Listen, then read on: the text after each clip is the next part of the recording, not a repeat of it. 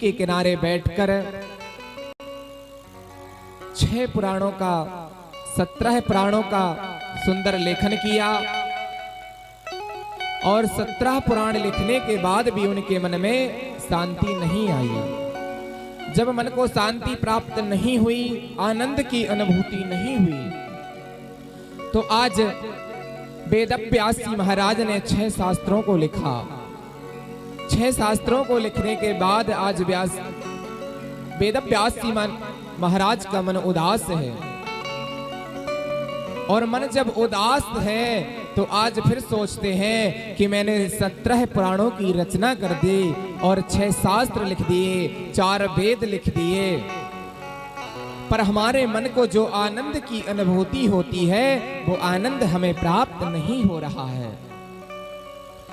आज जैसे ही इतने उदास सरस्वती नदी के किनारे बैठे हुए थे और उसी क्षण उनके मन में एक धुन सुनाई दी। कहा, श्रीमन नारायण नारायण नारायण, श्रीमन नारायण नारायण नारायण, श्रीमन नारायण नारायण नारायण, श्रीमन नारायण नारायण नारायण, श्रीमन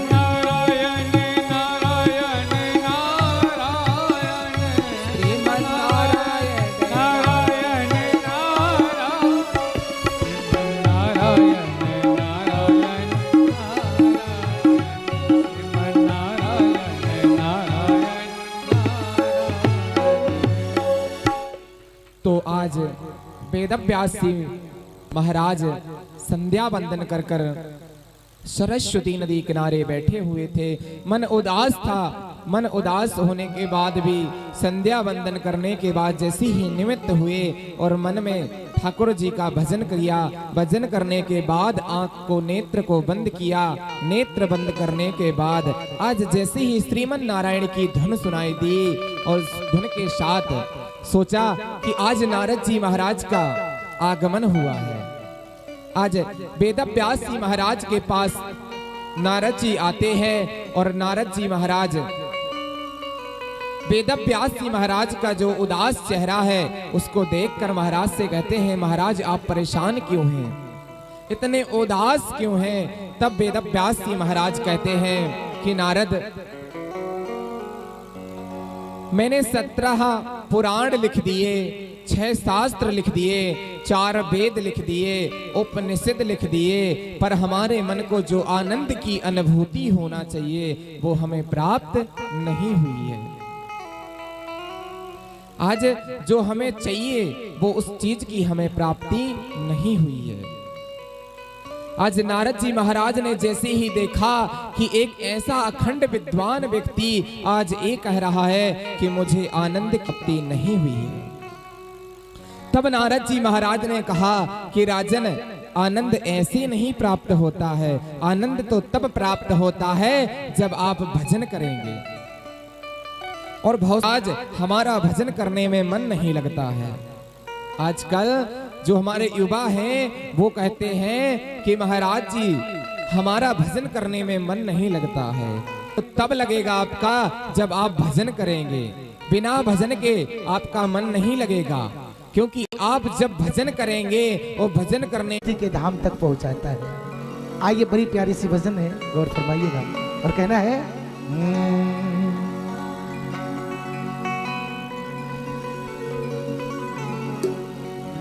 मुक्ति का कोई तो जतन कर ले, मुक्ति का कोई तो जतन कर ले, और क्या थोड़ा थोड़ा हरि का भजन ही करे। अच्छा, कौन कौन आज हरि का भजन करना चाहते हैं? तनी दोनों हाथ उठाइएगा सभी आदमी, और मीठी मीठी ताली के साथ। मुक्ति का कोई तो जतन कर ले, मुक्ति का कोई तो जतन कर ले, थोड़ा थोड़ा हरि का भजन कर ले, थोड़ा थोड़ा हरि भजन कर ले। हाय हाय मुक्ति का कोई तो जतन कर ले, मुक्ति का कोई तो जतन कर ले। हाँ थोड़ा थोड़ा हरि का भजन कर ले, थोड़ा थोड़ा हरि का भजन कर ले।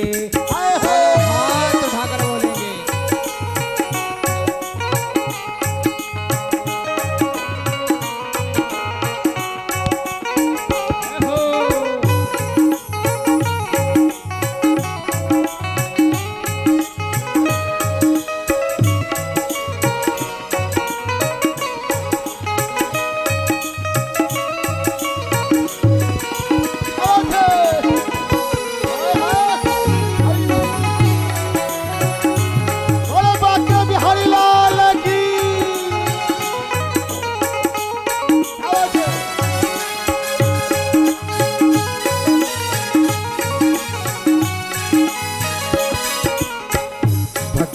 करेगा तो बड़ा ही सुख पाएगा, भक्ति करेगा तो बड़ा ही सुख पाएगा।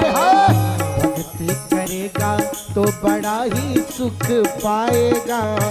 नमन से आत्मा का मैल धुल जाएगा, आत्मा के साथ साफ मन कर ले, आत्मा के साथ साफ मन कर ले। क्या कहा?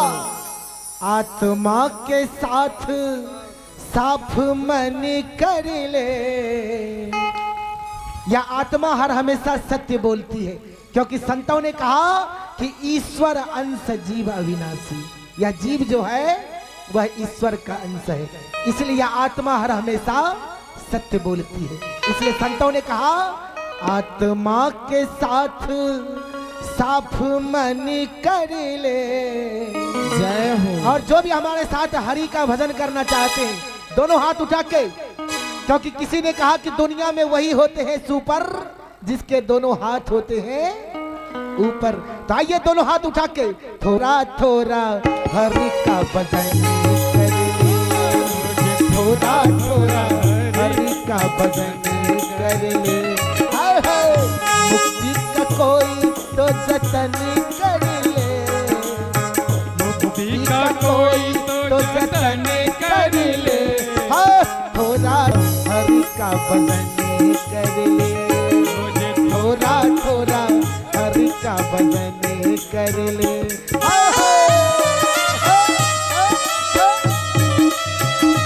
जय हो भगवान की जय हो।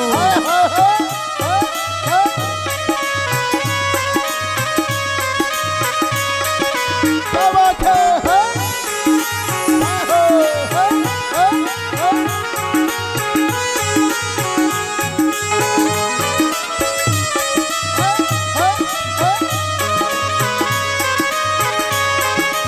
बोलो भागवत भगवान की।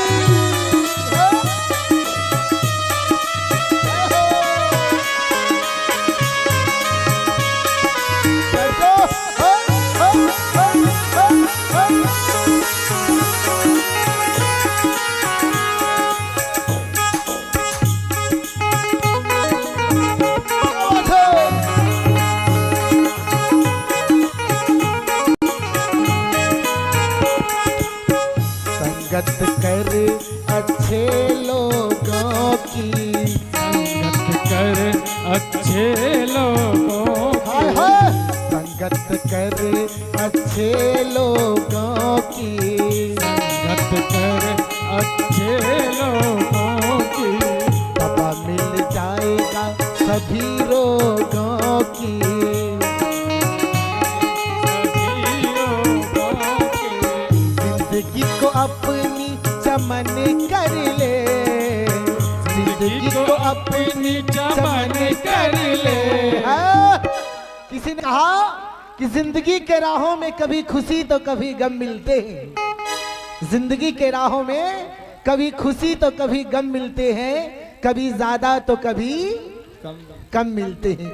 और बाबा के भजनों में वही नाचते हैं जिसके पाँव में दम होते ही। तो आइए एक बार बाबा के नाम पे दोनों हाथ उठा के और मीठी मीठी ताली के साथ थोड़ा थोड़ा हरि का भजन कर ले, रोज थोड़ा थोड़ा हरि का भजन कर ले।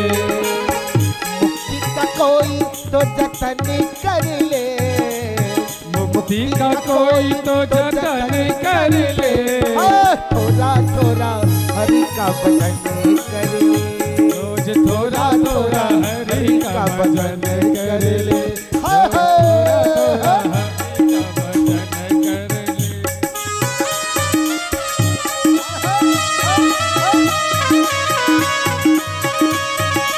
क्या बात है? हाय। बोले भागवत भगवान की।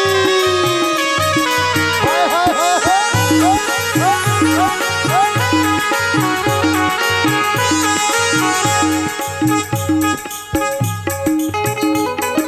क्या बात है? हाय।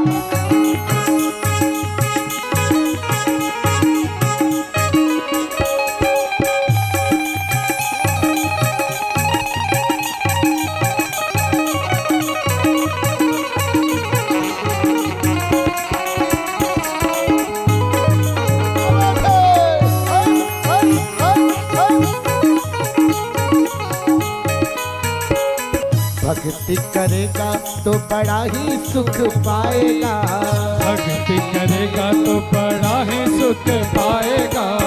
भक्ति करेगा तो बड़ा ही सुख पाएगा, भक्ति करेगा तो बड़ा ही सुख पाएगा। भक्ति से आत्मा का मैल धुल जाएगा, भक्ति से आत्मा का मैल धुल जाएगा। आत्मा के साथ साफ मन कर ले, आत्मा के साथ साफ मन कर ले। हाँ थोड़ा थोड़ा जय हो। कर ले, थोड़ा थोड़ा हरि का भजन कर ले। हाय हाय थोड़ा थोड़ा हरि का भजन कर ले, हाय हाय थोड़ा थोड़ा हरि का भजन कर ले, थोड़ा थोड़ा हरि का भजन कर ले, थोड़ा थोड़ा हरि का भजन कर ले। बोले भागवत भगवान की, बोले आज के आनंदी की, बोले पूरे ग्राम बस्ती की, बोले व्यासी महाराज की। सभी लोग धीरे धीरे अपने स्थान को ग्रहण कर लें, सभी आदमी बैठ जाएं। सभी लोग अपने यथा स्थान पर विराजमान हो जाएं। आज जैसे ही मन उदास देखा वेदव्यास जी महाराज का, आज मन उदास देखा तो नारद जी महाराज के भी मन में बहुत गलानी हुई कि एक ऐसा खंड विद्वान व्यक्ति अगर परेशान है तो क्या इसकी परेशानी का, समस्या का समाधान मैं कर सकता हूं क्या। नारद जी महाराज ने भी आज सुखदेव जी महाराज कहा, वेदव्यास जी महाराज से कहा कि महाराज भक्ति का आनंद तभी हमें प्राप्त होता है जब हम ठाकुर जी का गुणगान करते हैं। तो आज नारद जी महाराज ने वेदव्यास जी महाराज को बताया और नारद जी महाराज ने कहा कि महाराज मैं भी पूर्व जन्म में एक दासी पुत्र था। नारद जी महाराज अपना जीवन का परिचय आज वेदव्यास जी महाराज से कहते हैं कि महाराज मैं भी पूर्व जन्म में एक दासी पुत्र था। कहा महाराज हम एक आश्रम में रहते थे, आश्रम में रहते थे और जो हमारी मैया थी वो संतों की सेवा किया करती थी और उसी आश्रम में हम रहकर छोटे छोटे बाल वृंदों के संग ठाकुर जी का भजन करते थे, ठाकुर जी का भजन करते थे। जब संतों का वहां आगमन होता था, चतुर्मास लगता था, तो वहां पर संतों का आगमन होता था और जब संतों का आगमन होता था तो नारद जी कहते हैं कि महाराज में दासी पुत्र था, पर संतों के संग खूब भजन किया करता था और राधा नाम का इतना भजन करता था, ठाकुर जी का इतना भजन करता था कि मैं ये सोचता था मन में कि कब इन संतों के संग चला जाऊं। पर जाने का भी कारण था कि नहीं जा पाते थे, क्योंकि अगर घर में माँ है और माँ का अगर एक पुत्र है और अगर माँ से कोई कह दे कि आप अपने बच्चे को बाबा जी बना दीजिए, तो कोई माँ कह सकती है कि हम अपने बच्चे को बाबा जी बनाने के लिए तैयार हैं। तो ऐसी कोई भी माँ नहीं है जो कह दे गर्व से कि हम अपने पुत्र को बाबा जी बनाने के लिए तैयार हैं। तो नारद जी भी इसी माँ की ममता के प्यार में संत नहीं बन पाए, भजन करते रहे, ठाकुर जी का करते रहे, संतों का, और कहा कि हमारी मैया संतों की खूब सेवा किया करती थी। मैया अगर संतों का भोजन बनाती थी तो मैं संतों की पत्तल उठाकर और उसको साफ करता था, संतों के चरणों की सेवा करता था और संतों का जो उठा हुआ प्रसाद पाता था। और संतों की ऐसी कृपा हुई, जब संतों का चतुर्मास बीता, संतों ने कहा कि नारद जी महाराज आप ठाकुर जी का भजन करें, आपको ठाकुर जी की प्राप्ति अवश्य होगी। तो नारद जी महाराज ने कहा कि महाराज हम तो आपके साथ चलेंगे। तो संतों ने कहा कि नारद जी से कहा कि बेटा अभी तुम्हारी उम्र कम है और उम्र कम होने के बाद तुम्हारी माँ है अभी, और जब तक तुम्हारी माँ जीवित है तुम बाबा नहीं बन सकते हो, और जब तक तुम घर छोड़कर नहीं जा सकते हो। तो जब कहा कि घर छोड़कर नहीं जा सकते हो, तो नारद जी महाराज ने संतों की बात का मान रखा और संतों ने एक उन्हें मंत्र दिया, कहा कि आप इस मंत्र का जाप करते रहिए, इस मंत्र के जाप से ही आपका संपूर्ण जीवन बदल जाएगा।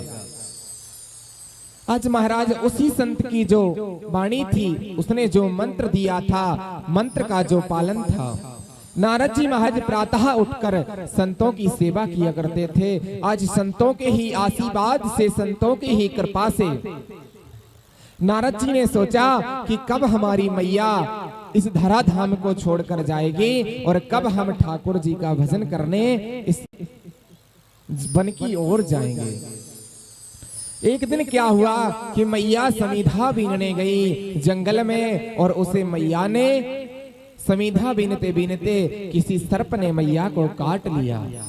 जैसे ही मैया को सर्प ने काट लिया तो मैया का प्राणांत हो गया। नारद जी महाराज बहुत उदास हुए, बहुत रोए, और रोते रोते मैया का सारा संस्कार किया, और संस्कार करने के बाद वन की ओर निकल पड़े। संतों ने कहा था कि जब तुम्हारी मैया इस धराधाम को छोड़कर चली जाएगी तो तुम हमारे पास आ जाना। तो आज नारद जी महाराज भी संतों के पास पहुंच गए और संतों के साथ रहने लगे और खूब आनंद किया, खूब ठाकुर जी का भजन किया। और भजन करते करते अपना शरीर पूरा हुआ, और शरीर पूरे होने के बाद मैंने एक ऐसे कुल में जन्म लिया और एक कि मैं ब्रह्मा जी का पुत्र बनकर प्रकट हुआ, ब्रह्मा जी का पुत्र बनकर, मानस पुत्र बनकर आया। तो हमारा तो ये सौभाग्य है कि हम एक ब्रह्म पुत्र बनकर आए। कहा बिना भजन के जीवन में सब व्यर्थ है, भजन अवश्य करना चाहिए ठाकुर जी का। आज नारद जी महाराज ने अपना पूर्व जन्म उन्हें श्रवण कराया, और श्रवण कराने के बाद आज जैसे ही वेद व्यास जी महाराज से कहा कि महाराज एक अमृत है हमारे पास, आप उसका एक बार रसपान करिए, आपका जो मन उदास है वो मन प्रसन्न हो जाएगा। कहा महाराज कि भगवान विष्णु ने ब्रह्मा जी को चतुर श्लोक की भागवत सुनाई थी और ब्रह्मा जी ने नारद जी को कथा का रसपान कराया। श्रीमद् भागवत कथा कहां से निकली? ठाकुर जी के मुख से, और मुख से निकलने के बाद ब्रह्मा जी के पास आए और ब्रह्मा जी के पास नारद जी के पास आए और नारद जी के पास आज वेद व्यास जी महाराज को रसपान कराया। जैसे ही महाराज आज नारद जी ने भागवत का रसपान श्री वेद व्यास जी महाराज को कराया, वेद व्यास जी महाराज का जो मन उदास था आज वो प्रसन्न हो गए और गदगद होकर कहते हैं बारंबार प्रणाम तुम्हें। नारद जी महाराज ने एक ऐसा अमृत दिया कि आज वेद व्यास जी महाराज बड़े प्रसन्न हुए। और आज प्रसन्न होने के बाद नारद जी को प्रणाम किया। नारद जी अपने फिर वन की ओर भ्रमण करने के लिए श्रीमन नारायण की धुन लगाते हुए निकल गए। और आज श्री वेद व्यास जी महाराज ने कहा कि इस भागवत की भागीरथी गंगा को नारद जी ने तो हमें श्रवण करा दिया, पर जो कलयुग के कलुषित प्राणी हैं उनका कैसे उद्धार होगा। कहा महाराज कलयुग तो वैसे भी आ गया है, द्वापर का अंत चल रहा है, कलयुग का प्रवेश प्रारंभ होगा।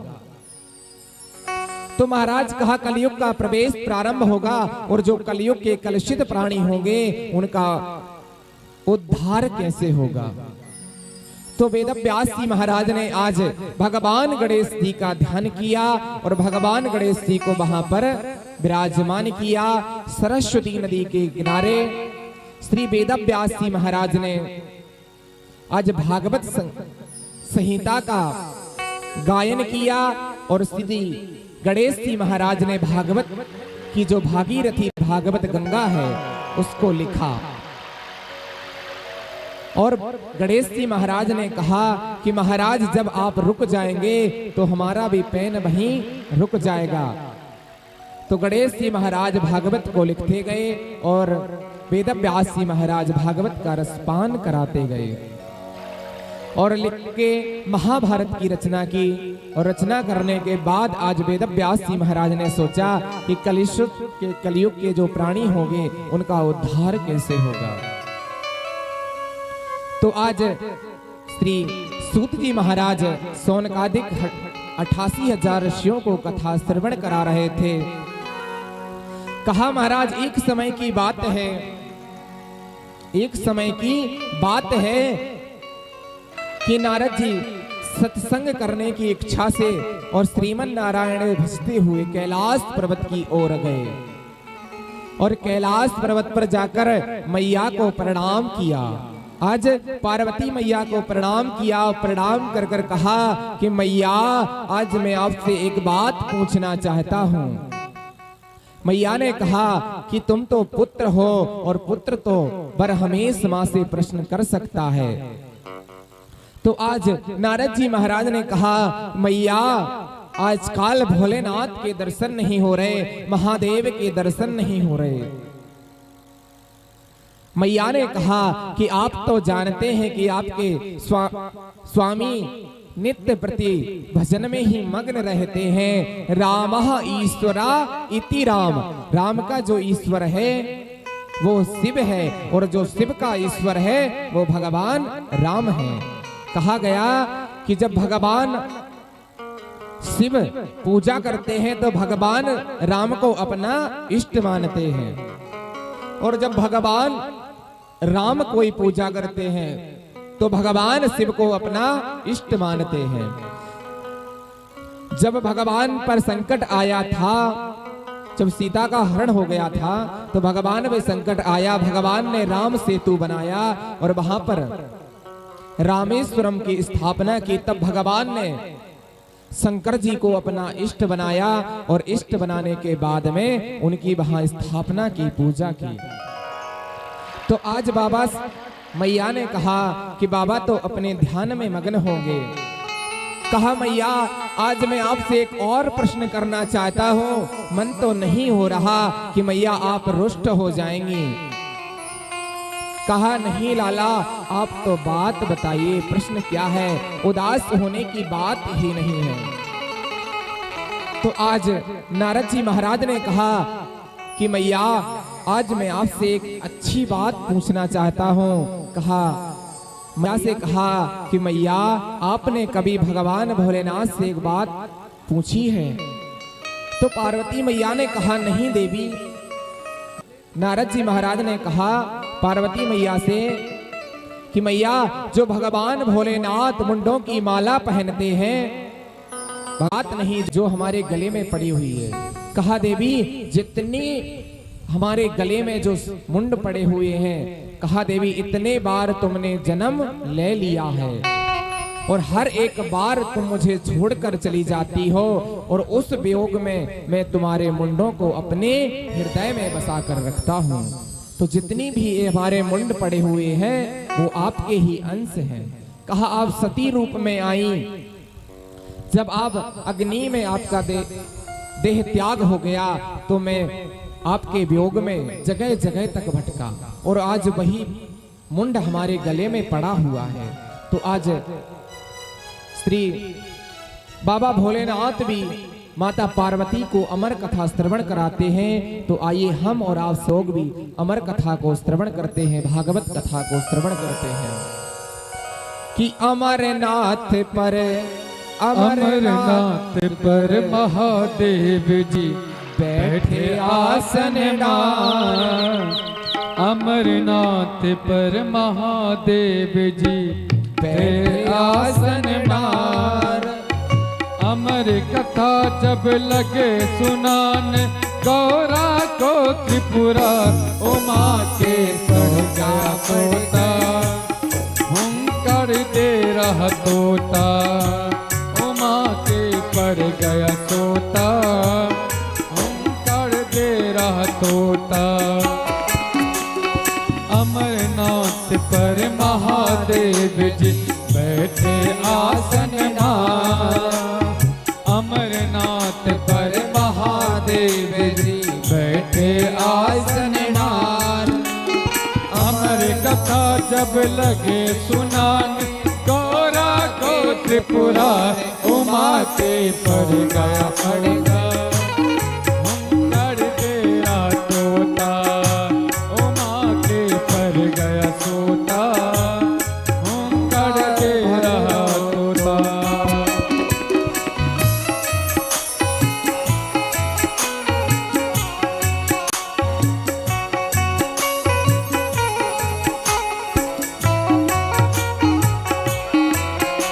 जय हो।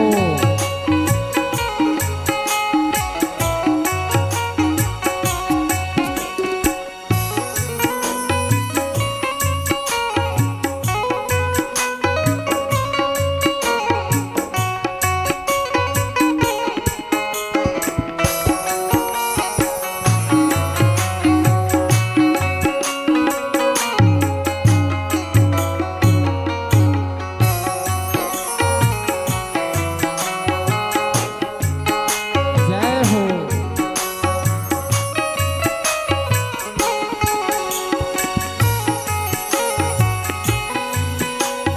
भोलेनाथ शंकर ने गौरा को कथा सुनाई। भोलेनाथ शंकर ने गौरा को कथा सुनाई। कथा हुई ना पूरी तब नींद उमा को आए। कथा हुई ना पूरी तब नींद उमा को आए। भोलेनाथ जी समझ न पाए भोलेनाथ जी समझ न पाए तोता की हुंकार उमा के पड़ गए सोता हुंकार तेरा सोता उमा के पड़ गया सोता हुंकार दे रहे तोता।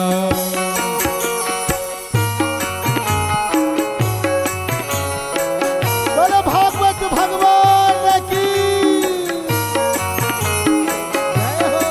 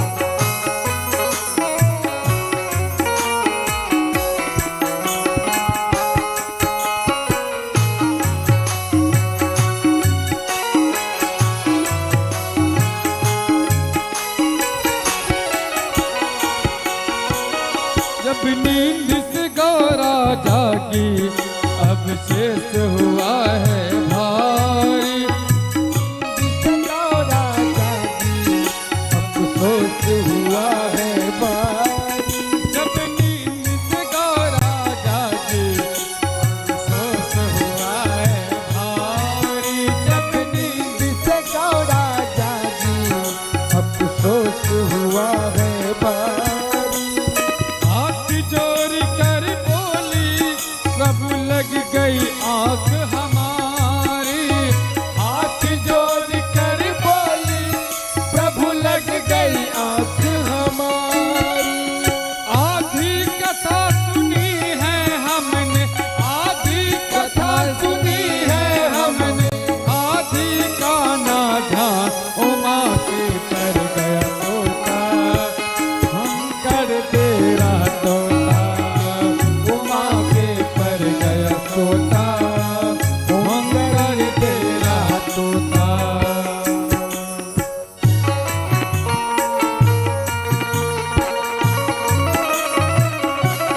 बोले भागवत भगवान की।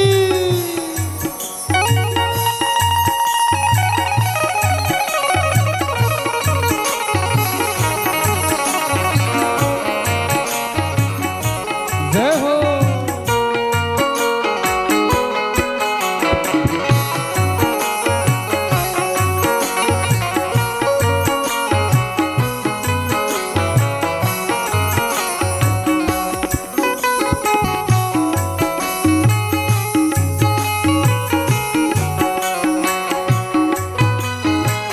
हरि बोल।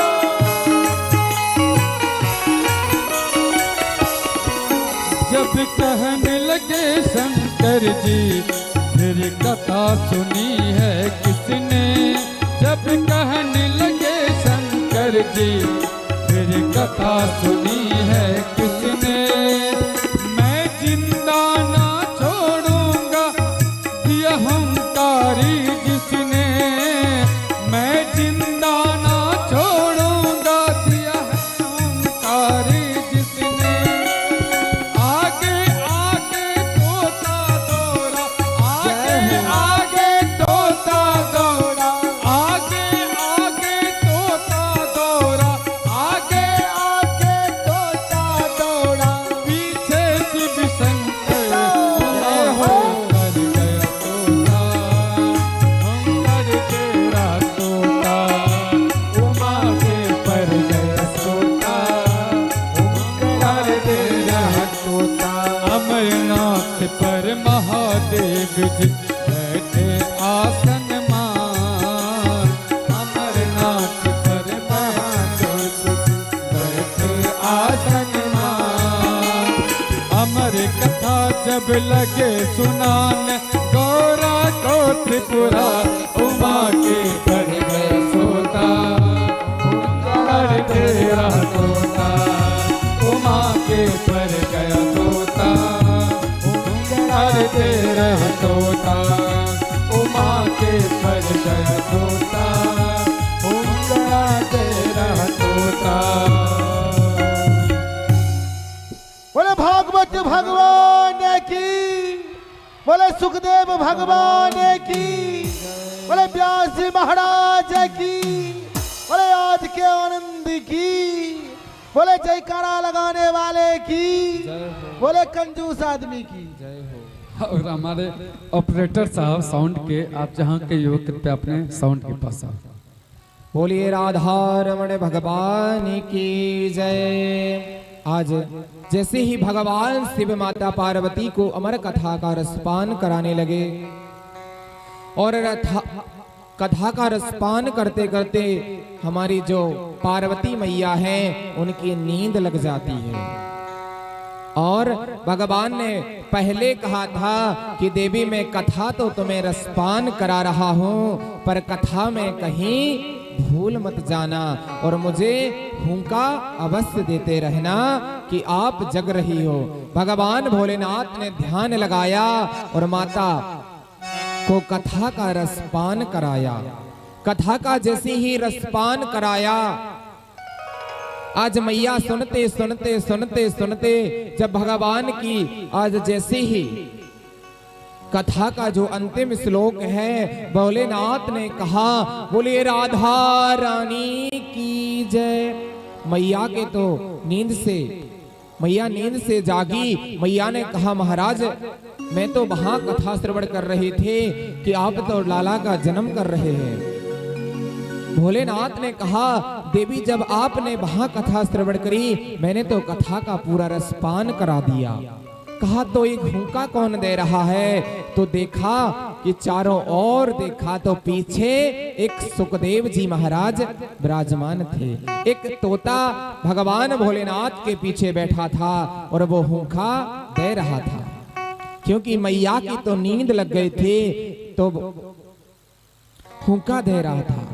भगवान भोलेनाथ को तुरंत क्रोध आ गया और भगवान भोलेनाथ ने अपना त्रिशूल निकाल लिया। क्योंकि भगवान भोलेनाथ को गुस्सा क्यों आया? क्योंकि कथा सुनना कोई बुरी बात नहीं है, अच्छा है, तो सौभाग्य है हमारा कि हम भागवत का रसपान कर रहे हैं। पर भगवान को क्रोध क्यों आया? क्योंकि कहा गया कि भागवत की कथा बरहमेश वक्ता के सन्मुख होकर सुननी चाहिए। जहां व्यासपीठ पर जो वक्ता विराजमान होता है उसके हमें बरहमेश सामने बैठकर कथा सुनना चाहिए। और जो लोग भागवत की कथा व्यास मंच के पीछे सुनते हैं उन्हें घोर पाप लगता है। तो आज वही पाप किसने किया? सुखदेव जी महाराज ने। एक कथा का रसपान कर लेता है वो अमर हो। 12 बरस तक अपनी माँ के गर्भ में रहे। आज भोलेनाथ कैलाश पर्वत पर मैया से कह रहे हैं कि देवी आज सुखदेव जी महाराज अपनी माँ के गर्भ में 12 वर्ष हो गए, अभी तक उनने जन्म नहीं लिया है। तो आज भगवान विष्णु स्वयं जाते हैं और कहते हैं कि आपने तो अमर कथा का रसपान कर लिया, आप अमर हो गए हैं और आपको अमर हो गए, आपको जो संसार की मोह माया है वो नहीं घेरेगी। जब सुखदेव जी महाराज को आश्वासन भगवान ने दिलाया तब कहीं जाकर सुखदेव जी महाराज का जन्म हुआ। बोलिए सुखदेव जी महाराज की जय। आज सुखदेव जी महाराज का जन्म हुआ और जन्म होने के बाद आज सुखदेव जी महाराज 12 वर्ष के थे, क्योंकि माँ के गर्भ में 12 वर्ष रहे और 12 वर्ष रहने के कारण तुरंत वन की ओर निकल गए। कहा, महाराज मैं तो संसार की मोह माया में नहीं पड़ूंगा, ठाकुर जी का भजन करूंगा। आज ठाकुर जी का भजन करने के लिए वन की ओर निकल गए। आज वेदव्यास जी महाराज के मन में बहुत गलानी हुई। महाराज ने कहा कि एक तो पुत्र हुआ और पुत्र होने के बाद वो पुत्र वन की ओर निकल गया। आज वेदव्यास जी महाराज ने भी बहुत मन में गलानी हुई और जो भागवत कथा की भागीरथी गंगा थी वो अपने शिष्यों को 2 श्लोक दिए और 2 श्लोक देने के बाद कहा कि हमारा पुत्र जो वन की ओर गया है, अगर आप इसका रसपान उनके कानों तक पहुंचा देंगे तो वो इस कथा को सुनकर वो अवश्य आएंगे। तो आज शिष्यों ने जाकर वन की ओर गए और सुखदेव जी महाराज के कानों में जैसे ही वो 2 भागवत के श्लोक पहुंचे, सुखदेव जी महाराज ने देखा कि अरे भगवान इतना सुंदर कहा, बरहा पीडम नटवर बपू कर्णयो कर्णिका पीडम नटवर बपू कर्णयो कर्णिकारम। कहा भगवान इतने सुंदर हैं और उनकी जो पीतांबर है, कहा भगवान का जो अंग है वो इतना कोमल है कि अगर पुष्प भी उन्हें लग जाता है तो वहां पर लाल पड़ जाता है। भगवान के सुंदर स्वरूप का वर्णन किया और वर्णन करने के तत्पश्चात सुखदेव जी महाराज आज घर की ओर लौट आए और श्री वेदव्यास जी महाराज ने गुरु मंत्र दिया और पुत्र को श्रीमद् भागवत कथा का रसपान कराया और कहा कि कि इस भागवत को रसा पान करने के लिए कोई ना कोई तो अवश्य चाहिए। तो उनने अपने ही पुत्र को भागवत कथा का रस पान कराया और जो कलयुग के कलुषित प्राणी है उनको इस कथा का रसपान कराया। तो आज सुखदेव जी महाराज भागवत कथा श्रवण कर रहे थे और जब महाराज कहा गया कि राजा परीक्षित पर संकट आया तो वही सुखदेव जी महाराज राजा परीक्षित के जब राजा परीक्षित पर संकट आया तो महाराज स्वयं भगवान सुखदेव जी सुकताल पहुंचे और परीक्षित जी महाराज को श्रीमद् भागवत कथा का रसपान कराया। कहा महाराज कि यथा मृदे कौरव सृंजयानाम वीरो सुतो वीर गतिम गतेसो ब्रेको दरामि दिगदामि मरसा धृतराष्ट्र पुत्रे। कहा महाराज महाभारत के अंत में जब दुर्योधन अचेत अवस्था में पड़ा हुआ था, दुर्योधन अचेत अवस्था में पड़ा हुआ था तो उसके पास उसका जो मित्र था, सखा था अश्वत्थामा, अपने मित्र के पास पहुंचता है और मित्र की दुर्दशा को देखकर आज मित्र की ये हालत और कहता है मित्र से कि मित्र मैंने तुम्हारा वो वैभव देखा, वो साम्राज्य देखा, वो राज्यपाट देखा, आज इतने बड़े राजा की ये हालत। कहा मित्र मैंने तुम्हारा नमक खाया है, आज उस नमक का जो ऋण है वो मुझे चुकाने का समय आ गया है। आज कहा कि उस ऋण को चुकाने का समय आ गया है। दुर्योधन अचेत अवस्था में पड़ा है, हजारों पक्षी आते हैं दुर्योधन की अंग को नोच कर ले जाते हैं, दुर्योधन बहुत तड़पता है।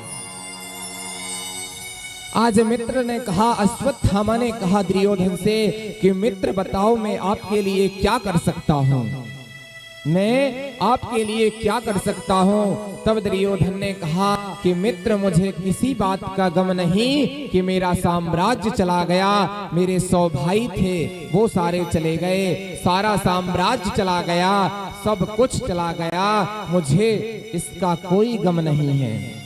कहा महाराज सारा संसार चला जाए, मेरे 100 पुत्र हैं, जो मेरे 100 भाई हैं कौरव, वो सारे के सारे मार दिए गए, मुझे उसका भी कोई गम नहीं। मुझे गम तो इस बात का है कि पांडव 5 भाई थे, अगर 5 में से एक की भी संख्या कम हो जाती तो मैं अच्छे से अपने प्राणों का प्राणांत कर सकता।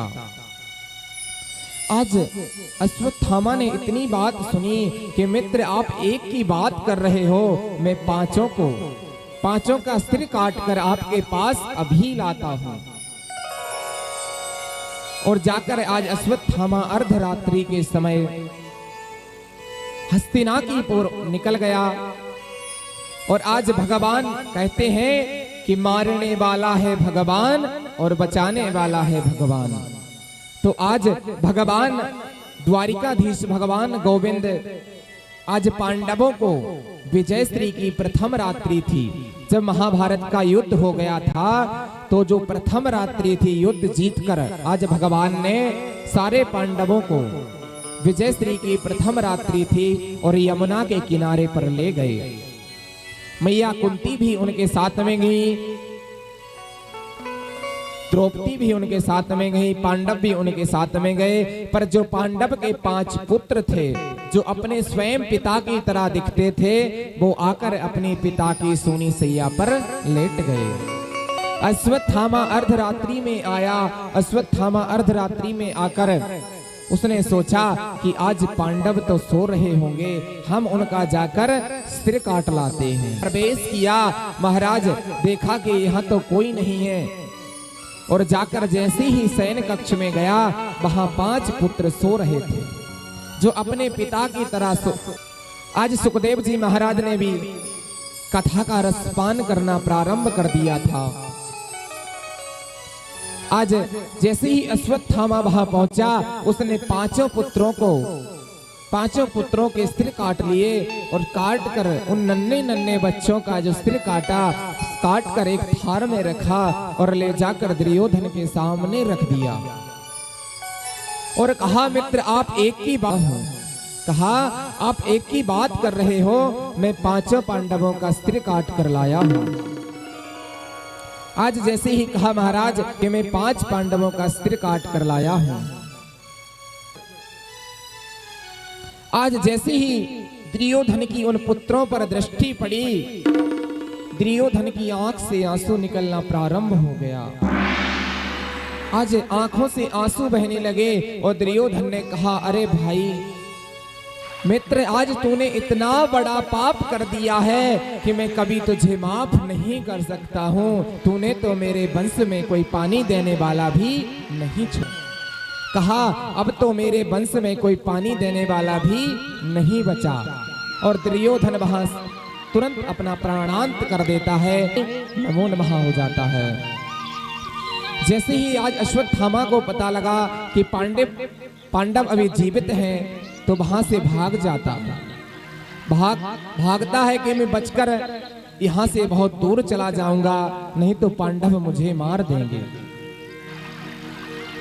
आज जैसे ही पांडवों के डर से भागना प्रारंभ किया और आज जैसे ही पांडव लौटकर घर आए तो सबसे पहले पुत्रों को देखा तो पुत्रों के सिर कटे हुए। आज सबसे पहले पुत्रों के सिर देखकर मैया द्रौपदी की आंसू से आंसू बहना प्रारंभ हो गए, आंखों से आंसू बहना प्रारंभ हो गए। आज आंखों से आंसू बहना प्रारंभ हो गए। दुर्योधन का प्राणांत हुआ। अश्वत्थामा घबराया और आज अर्जुन ने भी प्रतिज्ञा कर ली कि जिसने भी इतना बड़ा पाप किया है, सोते सोते अबोध बच्चों को मृत्यु दंड दिया है, मैं भी उन्हें अब कहा कि अर्जुन मैं कुछ नहीं कह सकता, मैं कुछ नहीं कह सकता, क्योंकि तुम्हें भी भागवत गीता का ज्ञान प्राप्त है। क्योंकि अर्जुन ने महाभारत के युद्ध में भगवान से, महाभागवत में श्री भगवान विष्णु ने चतुर्भुज रूप में अर्जुन को भागवत की जो भगवत गीता है उसका रसपान कराया था। तो आज भगवान ने भी कितना सुंदर उत्तर दिया कि ब्रह्मे बंदोरे न गंतव्यम, ब्रह्मे बंदोरे न गंतव्यम, आतताई बधार गणा। कहा ब्रह्म बंदर न गंतव्यम, कहा ब्राह्मण सदा पूजनीय हुआ करता है, ब्राह्मण का कभी वध नहीं करना चाहिए। कहा ब्रह्म बंदर न गंतव्यम, ब्राह्मण कितना भी दुराचारी क्यों ना हो उसका वध नहीं करना चाहिए। कहा ब्रह्म बंदर न गंतव्यम और आताताई बधार गणा। शास्त्र स्वयं कहते हैं कि आताताई कोई भी हो उसका वध अवश्य होना चाहिए। तो अर्जुन ने सोचा कि अरे ये तो टेढ़ी टांग वाले हैं, पर हमेशा सलाह भी टेढ़ी ही देते हैं। एक कहते हैं कि ब्राह्मण का वध नहीं करना चाहिए और दूसरी ओर कहते हैं कि आताताई कोई भी हो उसका वध होना सुनिश्चित है। तो अर्जुन भी भगवान के अनन्य भक्त थे, गीता का ज्ञान प्राप्त था। तो आज अर्जुन ने भी सोचा कि ब्राह्मण का वध करना बहुत बुरी बात होती है, ब्राह्मण का वध करोगे तो ब्रह्म हत्या लग जाएगी। अगर ब्राह्मण का जो ब्राह्मण होते हैं, ब्राह्मण देवता, अगर उनका आप थोड़ा सा अपमान कर दो तो समझो मृत्यु के योग हो जाता है, अपमान ही उनका मृत्यु दंड होता है। तो आज पांडवों ने अश्वत्थामा के मस्तक पर जो मणि थी उसको निकाल लिया और बेइज्जत करके अपने शिविर से बाहर निकाल दिया। समय बीतता गया। आज ठाकुर जी को हस्तिनापुर में रहते रहते बहुत दिन हो गए और आज द्वारिकाधीश ने मैया कुंती से कहा कि बुआ अब मुझे द्वारिका पर भी ध्यान देना चाहिए, क्योंकि मुझे वृंदावन की याद आती है, ब्रजवासियों की याद आती है। और जैसे ही कहा कि मुझे वृंदावन की याद आती है, द्वारिकाधीश की याद आती है, मुझे द्वारिका जाना चाहिए, तो आज भगवान को विदा करने के लिए कोई तैयार नहीं हुआ। भगवान को विदा करने को कोई तैयार नहीं हुआ, पर सबने विचार किया कि आज नहीं तो कल हमें भेजना ही पड़ेगा। तो भगवान को सुंदर सा रथ का एक सुंदर सा रथ मंगवाया और आज भगवान द्वारिकाधीश जाने को प्रारंभ हुए। और जो अर्जुन के एक पुत्र थे अभिमन्यु, उनकी एक पत्नी थी उत्तरा।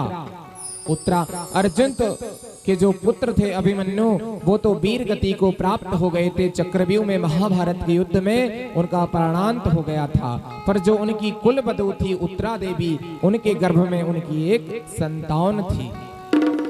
आज जैसे ही अश्वत्थामा ने भी संकल्प किया था कि इनके वंश में कोई पानी देने वाला भी नहीं छोड़ूंगा, तो आज जैसे ही भगवान अभय मुद्रा में, ठाकुर जी अभय मुद्रा में सभी को आशीर्वाद देते हैं और रथ में एक पैर रखते हैं, अभय मुद्रा में सभी पांडवों को आशीर्वाद देते हैं। और इतने में एक चीखती चिल्लाती अबला नारी भगवान के चरणों में आकर लेट जाती है।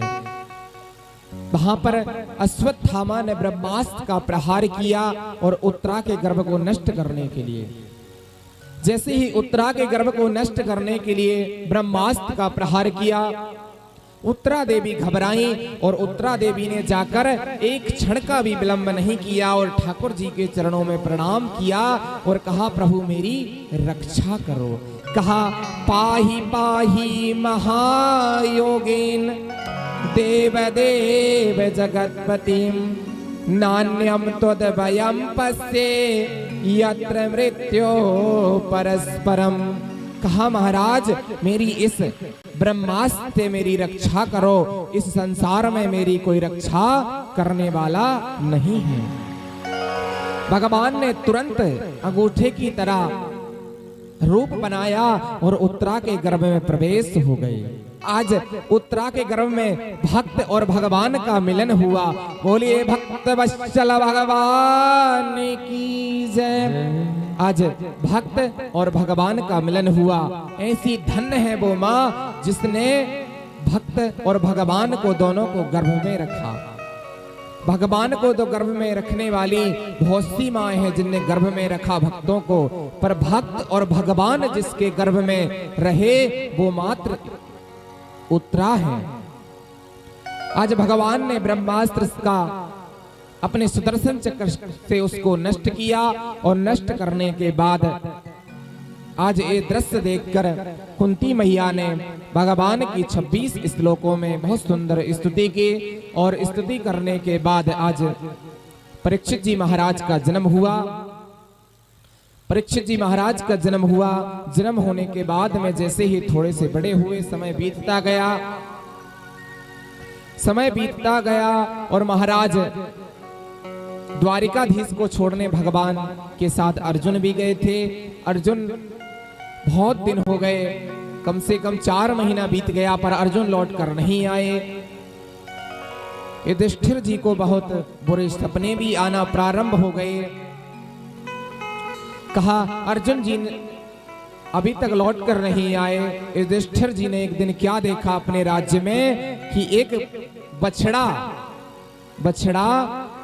गाय बछड़े का दूध पी रही है। इतना बुरा सपना देखा कि अब तो घोर कलयुग आ गया है। तो पांडवों ने अपना राज्यपाट सब कुछ त्याग कर स्वर्ग की ओर निकल गए, वन की ओर निकल गए और जाकर वन की ओर जाते जाते स्वर्ग की ओर निकल गए। क्योंकि जो युधिष्ठिर जी महाराज हैं वो स्वयं धर्म का अवतार है। और आज यहाँ पर परीक्षित जी महाराज को राजपाट सौंपकर वन की ओर निकल गए। आज परीक्षित जी महाराज ने राजपाट संभाला और सबसे पहले आज परीक्षित जी मन में बहुत सुंदर भाव आया कि चलो वन में शिकार करने चलते हैं। तो जब राजा होता है तो राजा के माथे पर सोने का मुकुट होता है, सोने का मुकुट होता है। तो राजा ने आज परीक्षित जी महाराज ने भी जो जरासंध का मारा हुआ मुकुट रखा हुआ था, उसको आज जाकर अपनी तिजोरी से उसको अपने माथे पर रख लिया। और माथे पर रखने के बाद आज अहंकार में चल पड़े, वन की ओर जाते हैं। और राजा परीक्षित आज एक ऐसा दृश्य देखते हैं, एक गाय, एक बैल खड़ा हुआ है और एक गाय है, और उस बैल के जो पैर हैं वो 3 पैर कटे हुए हैं, सिर्फ एक पैर बचा हुआ है। आज जैसे ही सुखदेव जी महाराज ने देखा इतना बड़ा दृश्य है और गाय को वो खा रहा है, आकर आज कलयुग के पास परीक्षित जी महाराज पहुंच जाते हैं और कलयुग से उसकी रक्षा करते हैं, गौ माता की। आज रक्षा करने के बाद कलयुग कहता है कि महाराज में संसार में मुझे कोई रखता नहीं है, कोई अपने राज्य में घुसने नहीं देता है। कहा महाराज त्रेता द्वापर सतयुग 3 युग बीत गए, अब बस एक बचा हूं। जो हमारे 4 भाई थे, 4 में से 3 तो चले गए, बस एक बचा है, वो है कलयुग। तो महाराज कहा हम कलयुग है हमारा नाम और हमें अपने राज्य में कोई रखता नहीं है। कहा भैया क्यों नहीं रखता है, आप कलयुग हैं तो क्या हुआ? कहा महाराज कलयुग में को कौन पसंद करता है। आज सुखदेव जी महाराज से प्रार्थना की, महाराज मुझे अपने राज्य में रख लीजिए। सुखदेव जी महाराज आज जैसे ही राजा परीक्षित ने कहा कि महाराज आप की कौन सी विशेषता है जो आप इस राज्य में रहना चाहते हैं, कलयुग आपका नाम है, कलयुग से क्या पुण्य प्राप्त होगा कलुषित के कलुषित जो प्राणी हैं। तो कहा महाराज कि मुझे अपने घर में कोई रखने को स्थान नहीं देता, कम से कम आप हमें 4 जगह स्थान दे दीजिए। तो आज परीक्षित जी महाराज ने कलयुग को 4 स्थान दिए कि कलयुग का वास कहां कहां होगा। कहा महाराज जहां वैश्यालय खुला होगा वहां कलयुग का वास होगा। कहा जहां मदिरा पान होता होगा वहां कलयुग का वास होगा। जहां ब्राह्मण और गौ की अहिंसा होती होगी वहां पर कलयुग का वास होगा। और महाराज जैसे ही इतना मांगने के बाद कलयुग ने कहा महाराज आपने कोई एक ऐसी वस्तु दे दीजिए जो अच्छी सी हो। तो आज परीक्षित जी महाराज ने कलयुग को स्वर्ण में वास दे दिया। कहा जाओ राजन आज से तुम स्वर्ण में तुम्हारा वास है। आज जैसे ही कहा कि महाराज आपका स्वर्ण में वास है, आप जाकर स्वर्ण में प्रवेश करें। पर आज जैसे ही कहा कि स्वर्ण में वास करें तो तुरंत जाकर कलयुग सुख परीक्षित जी महाराज के माथे पर विराजमान हो गया। और कहा गया है कि महाराज कौन से सोने में कलयुग का वास होता है। कहा कि महाराज सोना तो सब लोग पहनते हैं, क्या सब सोने में कलयुग का वास है? तो ऐसा नहीं है। कलयुग का जो वास है वो महाराज जो मेहनत की कमाई से जो सोना खरीदा हुआ है वो तो स्वयं ठाकुर जी का है।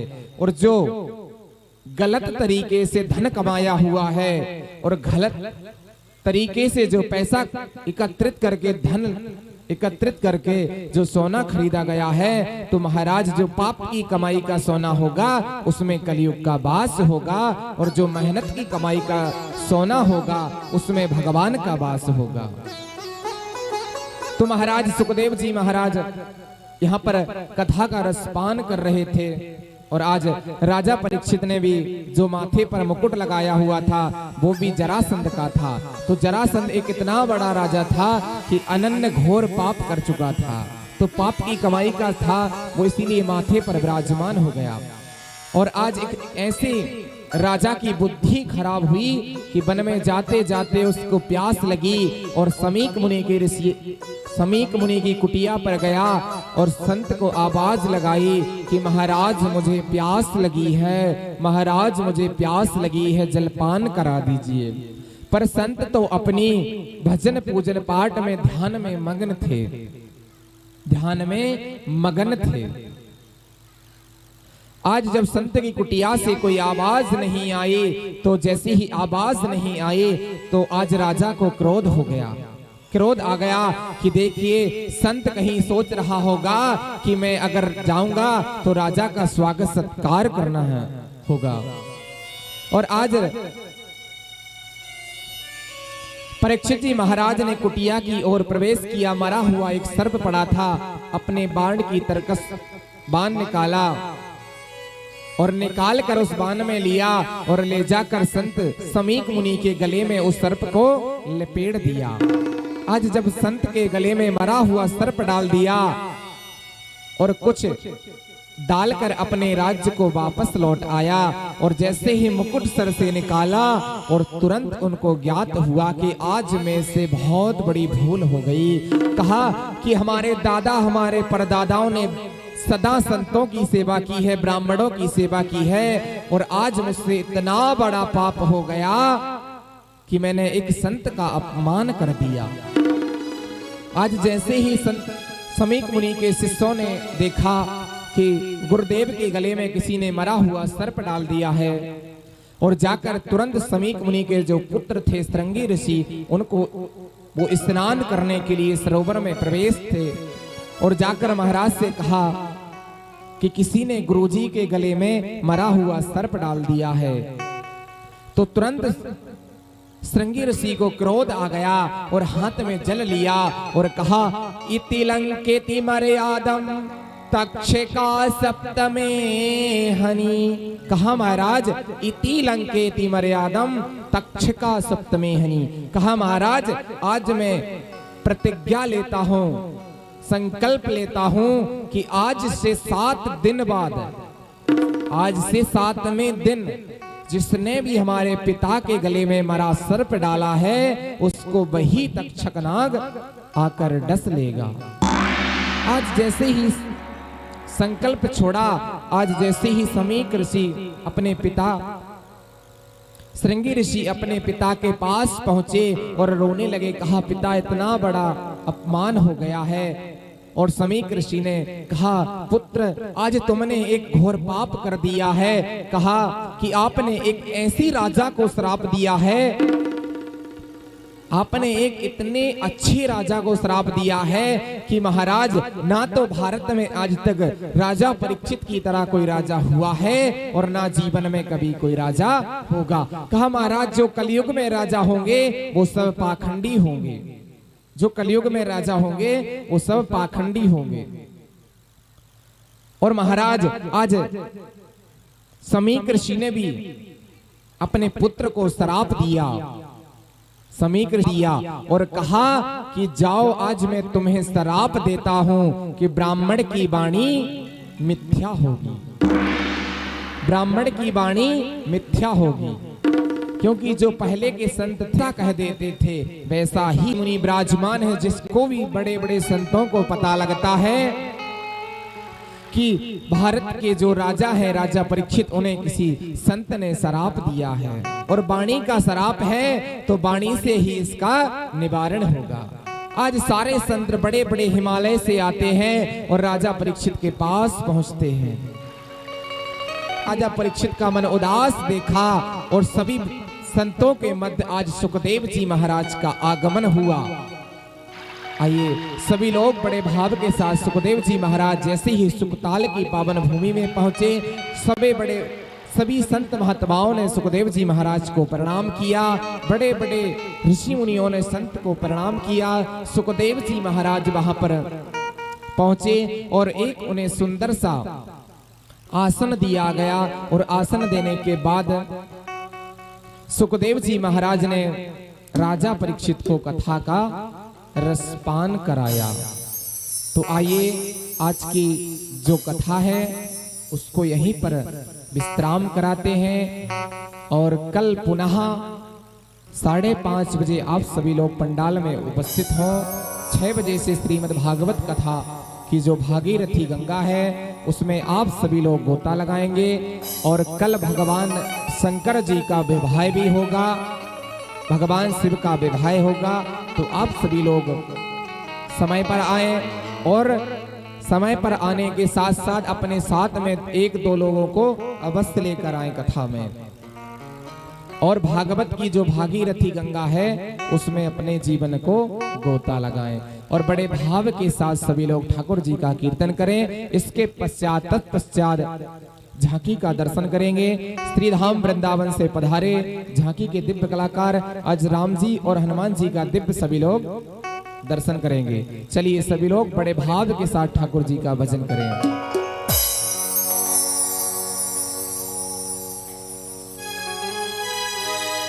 बोलिए राधा रानी सरकार की जय।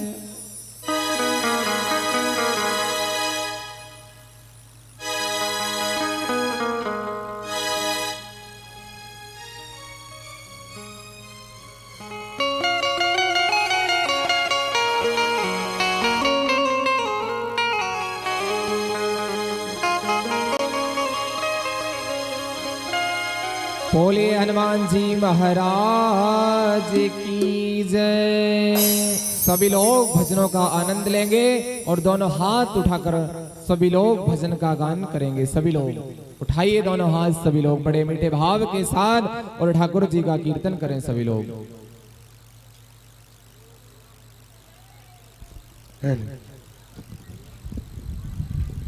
Hello hello.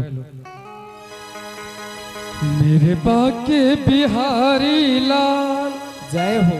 मेरे बाके बिहारी लाल, तू इतना न करियो श्रृंगार, नजर तो है लग जाएगी, नजर तो है लग जाएगी।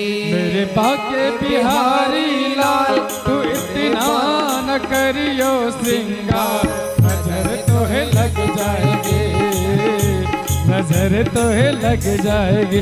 मेरे बाके बिहारी लाल, मेरे बाके बिहारी लाल, तू इतना न करियो श्रृंगार, नजर तो है लग जाएगी, नजर तो है लग जाएगी, नजर तो है लग जाएगी,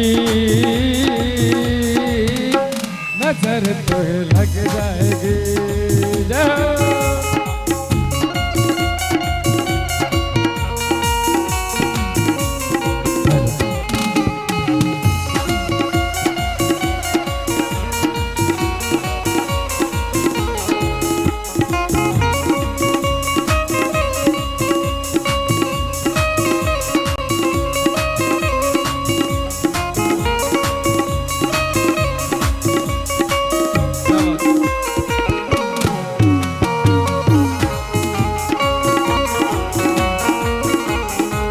मस्ती में झूमते कहना है।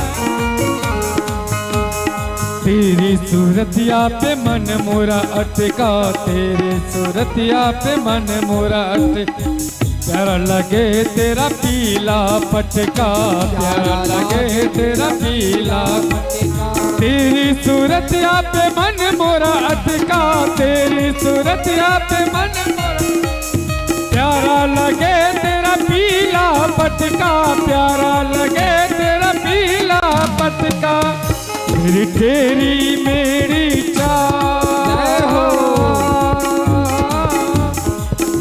तेरी तेरी मेरी चाह, तू इतना न करियो श्रृंगार, नजर तो है लग जाएगी, नजर तो है लग जाएगी। मेरे बाके बिहारी लाल, मेरे बाके बिहारी लाल, तू इतना न करियो श्रृंगार, नजर तो है लग जाएगी, नजर तो है लग जाएगी, नजर तो है लग जाएगी, नजर तो है लग जाएगी। जय हो।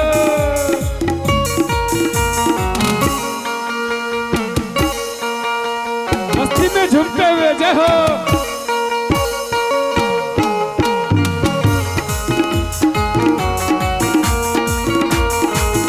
जय हो।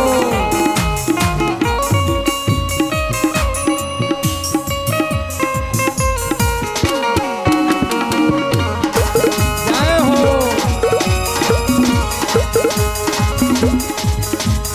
तेरी मुरलिया पे मन मोरा अटका, तेरी मुरलिया पे मन मोरा प्यारा लगे तेरा नीला पटका, प्यारा लगे तेरा नीला पटका। तेरी मुरलिया पे मन मोरा अटका, तेरी मुरलिया पे मन मोरा अटका, प्यारा लगे तेरा नीला पटका, प्यारा लगे तेरा नीला पटका।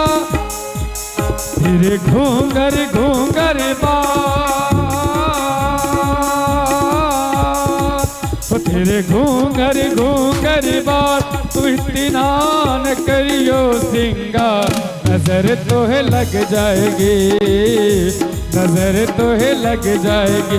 मेरे बाके बिहारी लाल, मेरे बाके बिहारी लाल, तू इतना न करियो सिंगार, नजर तोहे लग जाएगी, नजर तोहे। और कहना है आया मुरली बजाता सवरिया, आई गोकुल की सारी गुजरिया, आया मुरली बजाता सवरिया, आई गोकुल की सारी गुजरिया। कैसे मस्ती की छाई बहार है, रंग बरसे कन्हैया के द्वार है। कैसी मस्ती की छाई बहार है, रंग बरसे कन्हैया के द्वार है। और कहना होगा सबको बुला के नच ले, आजा नच ले मेरे यार, तू नच ले, बाबा का लगा है दरबार। आजा नच ले मेरे यार, तू नच ले, बाबा का लगा है दरबार। आया मुरली बजाता सवरिया, आई गोकुल की सारी गुजरिया। कैसी मस्ती की छाई बहार है, रंग बरसे कन्हैया के द्वारे। कैसी मस्ती की छाई बहार है, रंग बरसे कन्हैया के द्वार है।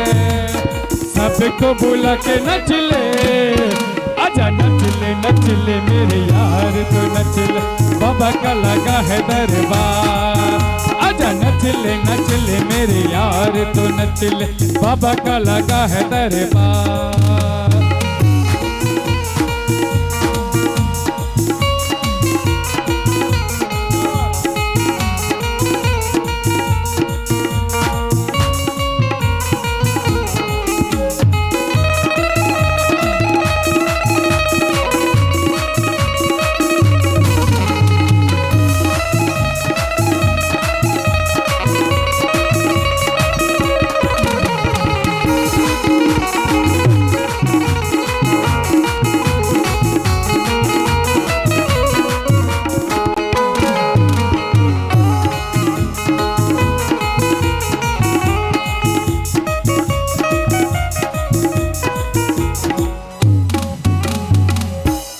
बोलिए राधा रमण भगवान की जय। सभी लोग दोनों हाथ उठाकर बोलेंगे बोलिए वृंदावन बिहारी लाल की जय, राधा रमण भगवान की जय। आइए सभी लोग बड़े भाव के साथ भागवत जी की आरती करेंगे और आरती करने के बाद तत्पश्चात झांकी का आनंद लेंगे। पहले भागवत जी की सभी लोग आरती कर लीजिए।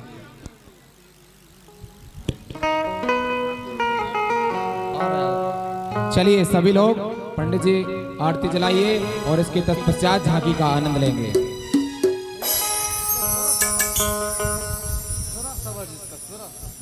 सभी लोग खड़े हो जाएं, भागवत जी की आरती करेंगे। दिल में बसा कर तेरी मूर्ति, दिल में बसा कर तेरी मूर्ति, उतारूं मैं गिरधर तेरी आरती। मैं बसा कर तेरी मूर्ति, मन में बसा कर तेरी मूर्ति, उतारूं मैं गिरधर तेरी आरती, उतारूं मैं गिरधर तेरी आरती।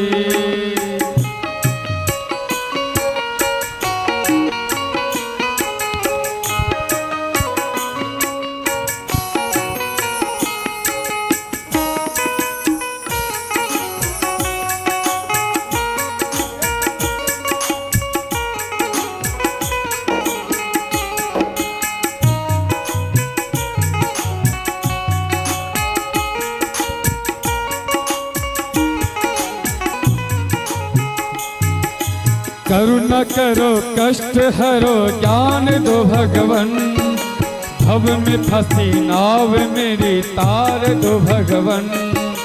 करुणा करो कष्ट हरो ज्ञान दो भगवन, भव में फंसी नाव मेरी तार दो भगवन।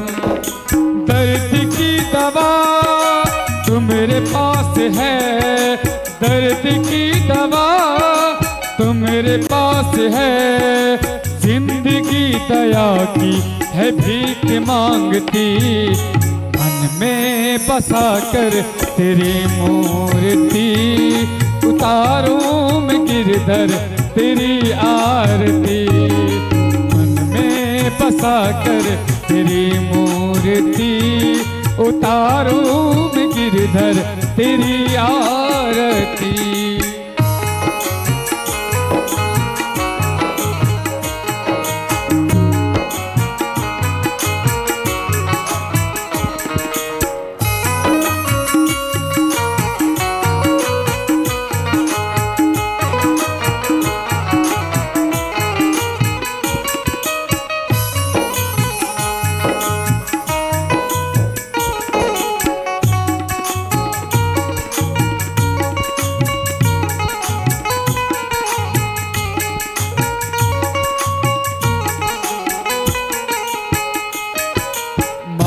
तुझसे क्या मैं यही सोचूं भगवन, जिंदगी जब तेरे नाम कर दी अर्पण।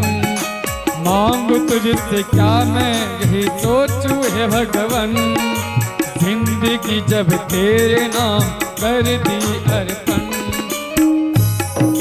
सब कुछ तेरा कुछ नहीं मेरा, सब कुछ तेरा कुछ नहीं मेरा, चिंता है तुझको प्रभु संसार की, मन में बसा कर तेरे मूर्ति, उतारूं मैं गिरधर तेरी आरती, मन में बसा कर तेरी मूर्ति, उतारूं मैं गिरधर तेरी आरती।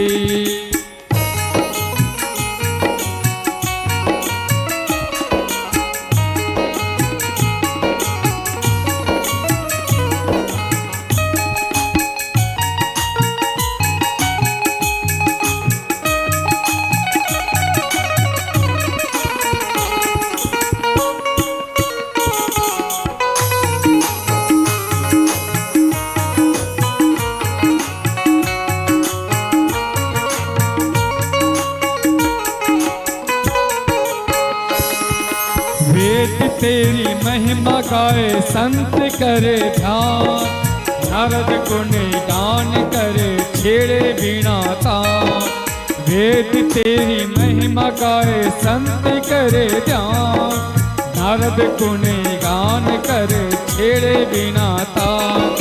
भक्त तेरे द्वार करते हैं पुकार, भक्त तेरे द्वार करते हैं पुकार, पास व्यास तेरी गाए आरती, मन में बसा कर तेरी मूर्ति, उतारूं मैं गिरधर तेरी आरती, मन में बसा कर तेरी मूर्ति, उतारूं मैं गिरधर तेरी आरती, उतारूं मैं गिरधर तेरी आरती, उतारूं मैं